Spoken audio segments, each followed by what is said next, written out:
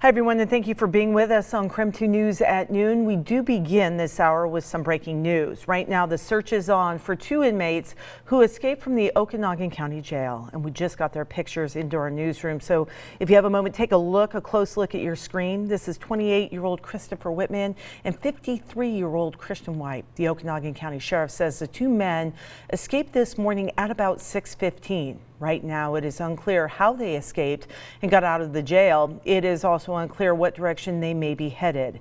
They were last known to be wearing blue inmate clothing with white long underwear, but they do add they may have also changed their clothing by now. The men were serving time for various charges, including a hit and run and possession of a controlled substance. Now they are facing additional escape charges. Authorities ask the public do not engage with the suspects if you see them. However, if you do have a sighting, you're asked to call police right away. All right, just 1 minute past noon right now. Thanks so much for being with us. I'm Laura Papetti. Jen York is working behind the scenes today, producing the show. We are seeing a break in the rain here at the noon hour, but Jeremy Lagu is standing by to let us know, is the rain coming back anytime soon? Yeah. Yeah. All right, check that off. All right, check that off. We're done. All right, back to Laura. No, actually, today is our break, but the rain does return tonight. You saw it. Downtown saw some sunshine. It looks like to my left, it's starting to get a little bit more shade covered, but it's going to be a mix of clouds and sun here for the next little bit. I say. Moses Lake sees a little sun. We're seeing a mix of clouds and sun here, a little cloudier as you work your way to the east, but down in the Palouse, reports are nice sunny skies, kind of turning a little bit more cloudy. But notice we are moving into a break in some of those clouds. This lasts about another hour, and then our thicker clouds start building in. They're moving quite quick, so get outside now if you can. Well, wait until after the noon news, but then you can go outside.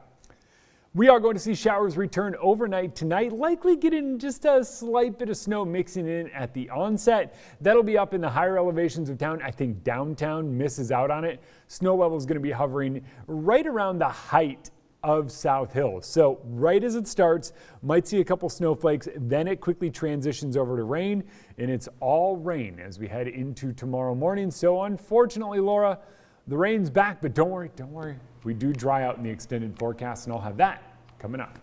All right, my friends, see you in a moment. Governor Jay Inslee is set to give an update today on Washington's response to the pandemic. And we could be finding out some details at that point about his plan to start reopening businesses. Some of our state's top health officials are also expected to be in attendance this afternoon. It is set to begin at 2:30, and as you know, you can watch it live on KREM.com. Also today at the same time, 2:30, Governor Brad Little is updating Idaho's COVID-19 distribution plan. The vaccination. Idaho is expected to distribute the vaccine in 4 phases between now and coming up in May. This week, the Panhandle region is expected to distribute 4,400 doses. Now, since December 14th, the area has received about 18,000 doses overall. And again, both the updates from the governors, Washington, Idaho, streaming on KREM.com beginning at 2:30 this afternoon. So we'll see you there at 2:30. 12:04 right now. This week, people in the inland Northwest can volunteer for a new COVID-19 vaccine trial. Nicole Hernandez joining us now from the Multicare Rockwood Clinic in Cheney, telling us more about how you can get involved.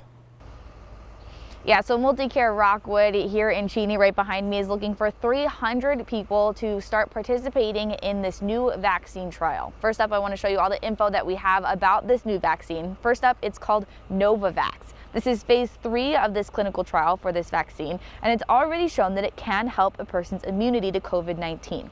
Multicare is one of 100 hospitals in the country that is doing this new trial. They say 2/3 of the people in the trial will get the vaccine, and then the other third will get a placebo.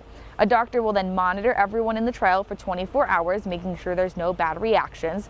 They're looking for a range of people to join the trial, including people over 65, people with health conditions, and people of color.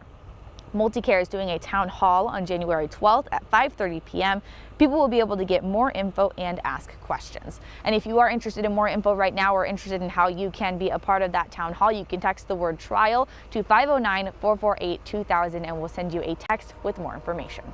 In Cheney, I'm Nicole Hernandez. Nicole, thank you very much. Coming up tomorrow, the Panhandle Health District will be hosting vaccination clinics for frontline healthcare workers. The clinics are part of Idaho's One a time frame. The clinics are in Hayden, Sandpoint, and Kellogg. This round of vaccinations will include healthcare workers with direct contact with COVID-19 patients. It also includes dentists and dental hygienists.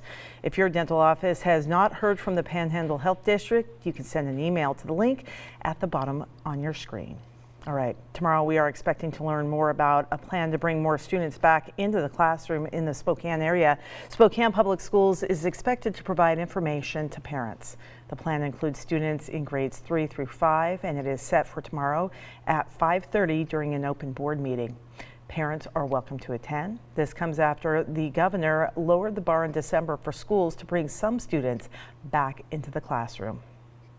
Well, indoor dining closed 2 months ago for Washington restaurants. Brandon T. Jones telling us how some local eateries are trying to prepare as best they can for the future, including if they are able to welcome back guests anytime soon. The last 7 weeks have been filled with confusion about what's next. Throughout the region, COVID-19 still has a firm grip on how businesses can operate. Restrictions remain in place, and the challenge of remaining closed hasn't gotten any easier.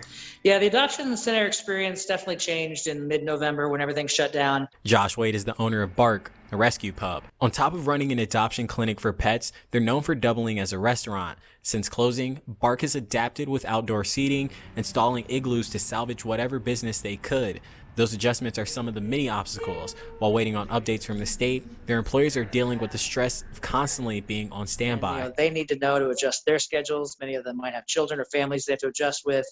Some might not want to come back. So we have to balance, who do we have available to us? If Governor Inslee announces that dining indoors is allowed to return, it would be a relief for places like Bark. They aren't holding their breath, though.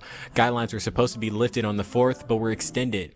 Depending on the spread of COVID, that's a possibility local business owners have to be ready for once again. Then we need to get those product orders in so we can have them for prep and all of that by Friday, if not sooner. Until protocols are lifted, Bark's adoption agency will only be open Thursday through Sunday. We can provide a sense of joy and excitement to Spokane because they've been so good to us. We want to continue to be good to them. As the new year gets underway, they're hopeful that a safe and enjoyable environment will soon return. From Spokane, Brandon T. Jones, KREM 2 News. Super cute puppies there. All right, 12:08 right now. It is runoff day in Georgia with control of the U.S. Senate hanging in the balance. A record 3 million people have already voted. Democrats are encouraged to do their fair share so far and certainly have had some turnout. Republicans need a major in-person turnout to hang on to their 2 Senate seats. And it could be days before all the votes are counted and winners are declared again in Georgia. Coming in new at noon, one of the biggest WCC games of the season is coming 1 month early for Gonzaga fans. Listen up. A source confirmed to KREM this morning the Bulldogs will play BYU this Thursday. That's in place of Santa Clara. The Broncos are currently on pause due to COVID problems. Gonzaga was not supposed to play the Cougars until February 6th. BYU will travel to Spokane for the game, which does not have an official start time just yet.